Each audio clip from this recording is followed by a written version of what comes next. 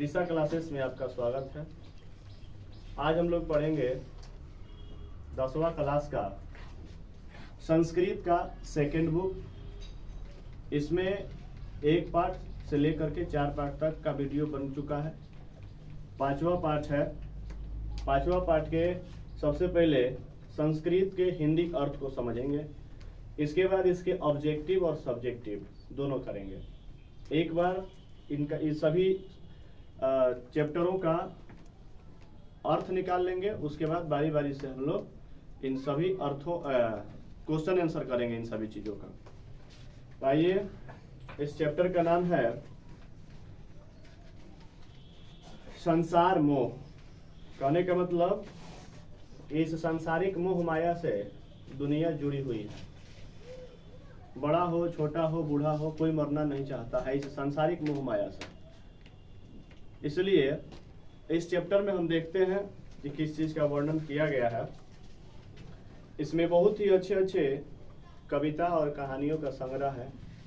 इसके साथ साथ आप लोगों ने कल भी पढ़ा था, कल नहीं परसों पढ़ा था, हास्य कड़ी का, हंसाने वाला जो कण है उन्हीं के बारे में, और बहुत आप लोगों ने मजा भी लिया था इसके बारे में।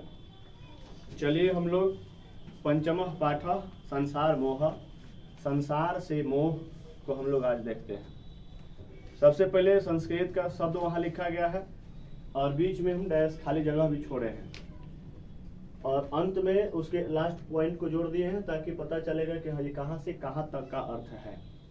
अगर हम टोटल संस्कृत को लिखते तो बहुत ज़्यादा हमको लिखना पड़ता है, इसीलिए वहाँ शॉर्टकट में लिख दिया गया है। आप लोग 7-8 रुपये का किताब पड़ेगा, इस किताब को ले लीजिएगा और वहाँ से जब अर्थ को समझिएगा तो बहुत मजा आएगा। सबसे पहले है एकदा भगवान नृसिंह स्वस्य प्रियम भक्तम प्रहलादम अवदत्। जहाँ नहीं समझ में आएगा वहाँ कमेंट सेक्शन में कमेंट करिएगा, वहाँ से फिर से वीडियो बनाने का प्रयास किया जाएगा। किमपि वरम याचस्व, यहाँ ऊपर लिखा गया है एकदा भगवान नृसिंह स्वस्य प्रियम भक्तः प्रहलादम अवदत्। किमपि वरम याचस्व इति।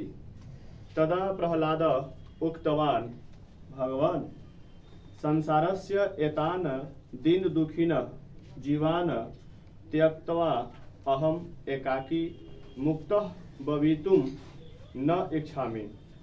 कृपया भवान् एतान् सर्वान् अपि जीवान् स्वीकृत्य वैकुंठं प्रति गमनाय अनुमतिं ददातु इति। क्योंकि प्रहलाद जो थे एक सामाजिक प्रवृत्ति के व्यक्ति थे, वो खुद कुछ लेना नहीं चाहते थे, बल्कि वो चाहते थे कि साथ साथ सभी समाजों का कल्याण हो जाए, मेरे साथ साथ सभी लोगों का कल्याण हो जाए। इसीलिए वो एक बार प्रार्थना करते हैं भगवान से और भगवान उनके सामने प्रकट होते हैं। ठीक है, यहाँ लिखा भी गया है कि एक बार भगवान नृसिंह ने अपने प्रिय भक्त, नृसिंह के जो प्रिय भक्त थे प्रहलाद थे, प्रहलाद को कहते हैं कि कोई वर मांगो। प्रहलाद से खुश होकर के उनके भगवान जो है कहते हैं कि कोई वर मांगो। तो प्रहलाद ने कहा कि भगवान संसार के इतने दिन दुखिए हैं, इस संसार में बहुत सारे दिन दुखिए हैं, सभी लोग दुखी हैं, किसी न किसी चीज से दुखी हैं। बहुत ऐसे जीव हैं जो दुखी हैं, उन सभी जीवों को मैं छोड़ करके अकेले मुक्ति पाना नहीं चाहता हूँ। ये निस्वार्थ भाव से ईश्वर से प्रार्थना कर रहे हैं कि मैं अकेले इस दुनिया से नहीं जाना चाहता हूँ, मुक्त नहीं होना चाहता हूँ, बल्कि बहुत ऐसे दिन दुखी लोग हैं जिनको अनेक प्रकार के दुख हैं, उनको भी मैं कहना चाहता हूँ कि साथ लेके चलिए। कृपया इन सभी जीवों को अपना बनाकर वैकुंठ की ओर जाने के लिए अनुमति प्रदान करें। ये ईश्वर से प्रार्थना करते हैं कि हे ईश्वर, मुझे अकेले वैकुंठ की प्राप्ति नहीं चाहिए, बल्कि ये जितने दिन दुखी लोग हैं, जितने दुखी लोग हैं, उन सबको वैकुंठ की ओर जाने के लिए आप आज्ञा दीजिए। ठीक है, हाँ कि ना? हाँ। फिर दूसरा पैराग्राफ है भगवान अवदत्।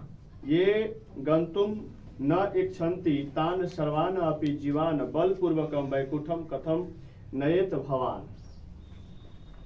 इसमें और भी आगे है, प्रहलाद अवदत् ईदृश को भविष्यति यो वैकुंठम गंतुम न इच्छेत तर्हिं त्वमेव सर्वान् पृष्ट्वा ये वैकुंठम गंतुम इच्छन्ति तान स्वीकृत्य आगच्छ इति असूचयत देव तत् प्रहलाद प्रक्षणार्थ गतवान। ये हो गया इसका संस्कृत व्याख्या और इसका हिंदी है। कहा गया है भगवान अवदत्त, यानी कि भगवान ने कहा या भगवान बोल रहे हैं, भगवान बोल रहे हैं कि जो नहीं जाना चाहते हैं, मान लीजिए कि हम जबरदस्ती थोड़े किसी को लेके आएंगे कि चलो वैकुंठ चलो, अब मेरे शरण में चलो। जो नहीं जाना चाहते हैं उन सभी जीवों को बलपूर्वक वैकुंठ क्यों ले जा रहे हो आप? ये प्रहलाद से कहा गया है कि जो लोग वैकुंठ नहीं जाना चाहते हैं उनको आप क्यों ले जाना चाहते हैं, बताइए। फिर यहाँ पर आगे लिया गया है, प्रहलाद बोले ऐसा कौन होगा जो वैकुंठ जाना नहीं चाहेगा। यानी कि प्रहलाद का भी वचन सही था और ईश्वर भगवान का भी वचन सही था। भगवान भी कह रहे कि जबरदस्ती किसी को क्यों लेके जाइएगा, तो प्रहलाद भी कहते हैं कि जबरदस्ती कौन ऐसा व्यक्ति है जो वैकुंठ जाना नहीं चाहेगा। सब कोई तो ईश्वर की शरणों में जाने के लिए ही इतना सारा पुण्य का काम करता है।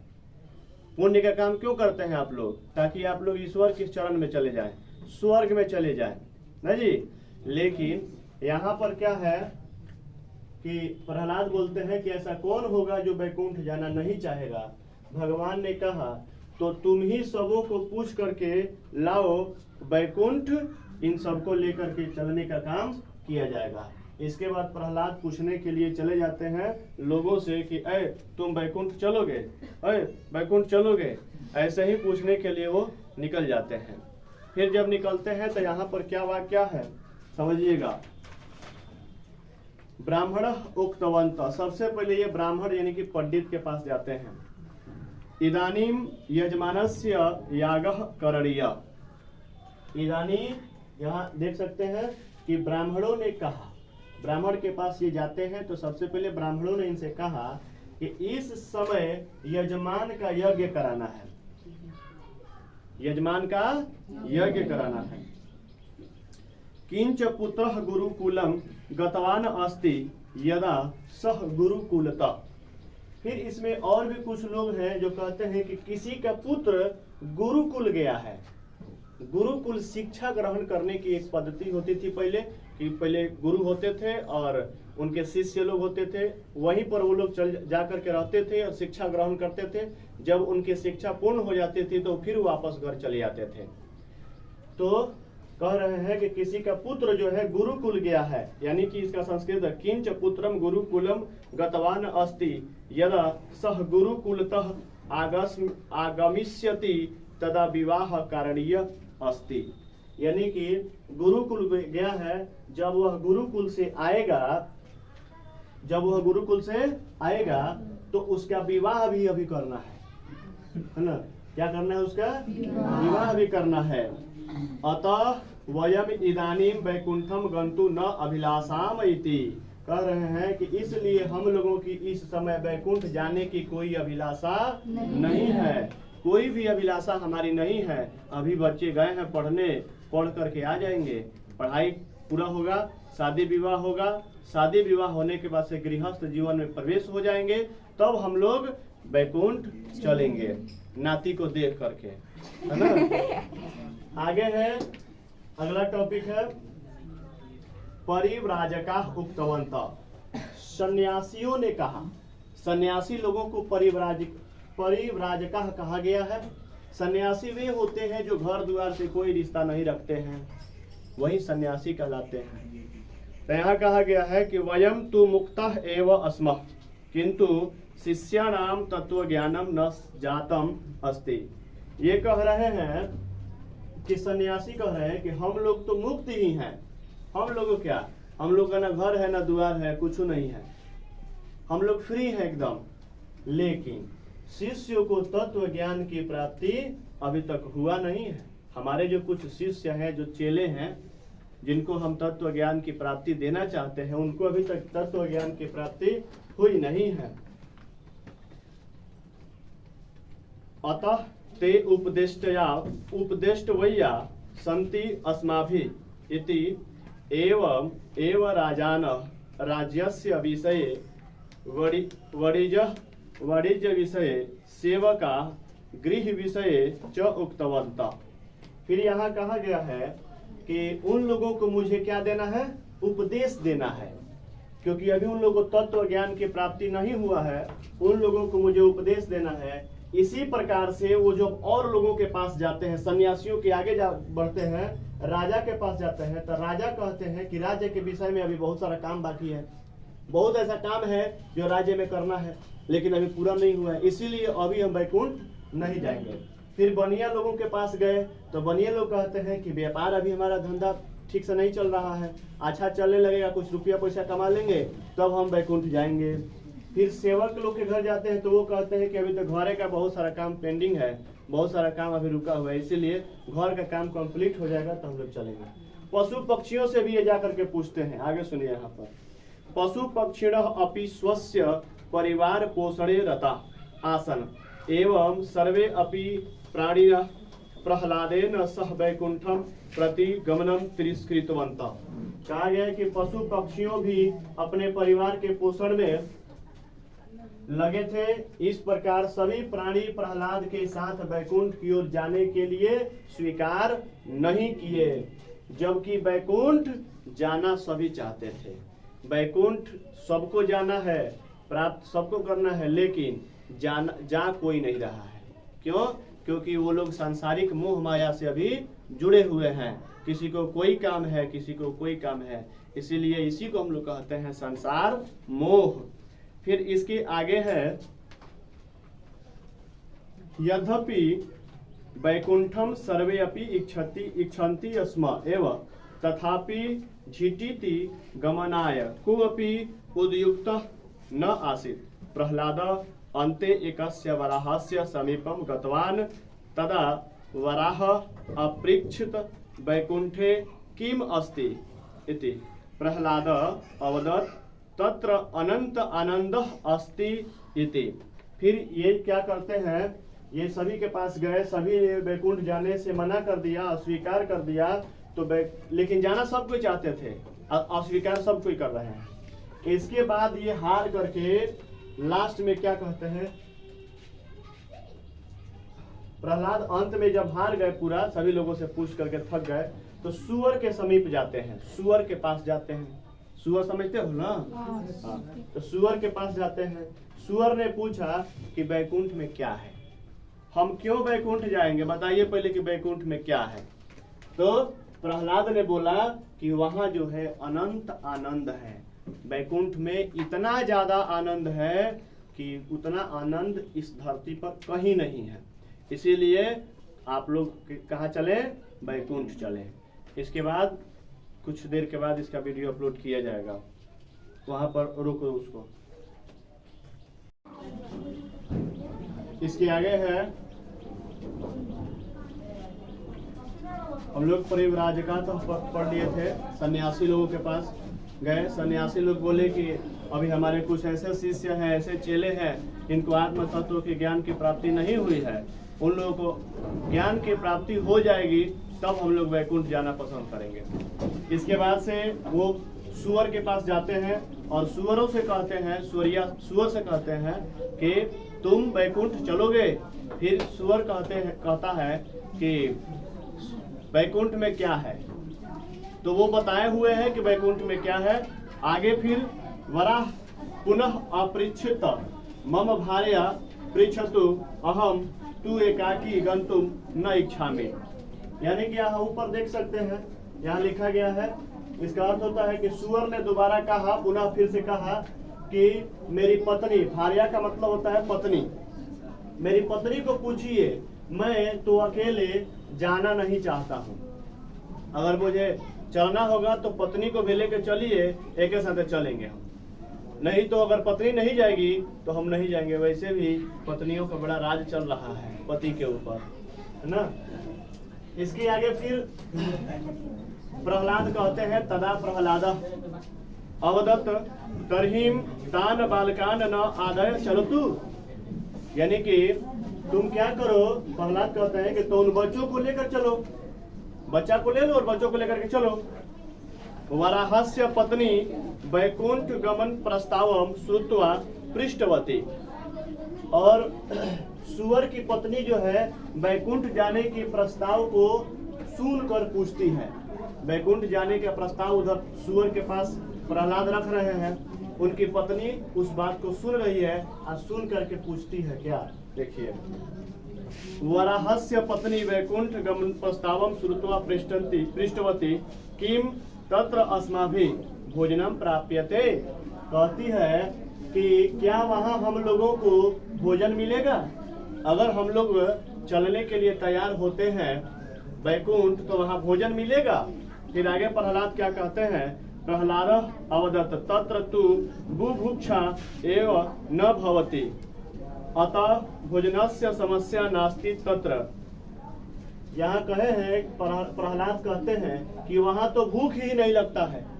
ईश्वर के पास रहिएगा तो आपका भूख प्यास सब खत्म हो जाएगा, है ना। इसलिए भोजन की समस्या वहाँ है ही नहीं, वहाँ भोजन की समस्या ही नहीं है। जब आपको भूख ही नहीं लगेगा तो फिर भोजन की समस्या कहाँ रही। सुकरी अवदत, फिर आगे यहाँ पर कहा गया है, सुकरी अवदत यत्र बुभुक्षा न भवति तत्र गत्वा वयम रुग्णा एव भवेम, यानी कि यहाँ कहा गया है, सुअरी ने कहा, सुअरी कहती है जहाँ भूख नहीं होती है वहाँ जाकर हम लोग बीमार ही हो जाएंगे, जहाँ पर भूखे नहीं लगता है वहाँ बीमार हो जाएंगे। अब सुअरी को क्या पता है कि ईश्वर की शरण में अगर रहेंगे तो भूख प्यास कुछ नहीं लगता है, न ही कोई बीमारी होती है, इसीलिए वहाँ कहते हैं कि वहाँ भूख ही नहीं लगती है। फिर सुअरी कहती है कि जहाँ भूख नहीं होती है वहाँ जाकर हम लोग तो बीमार ही हो जाएंगे। फिर प्रहलाद कहते हैं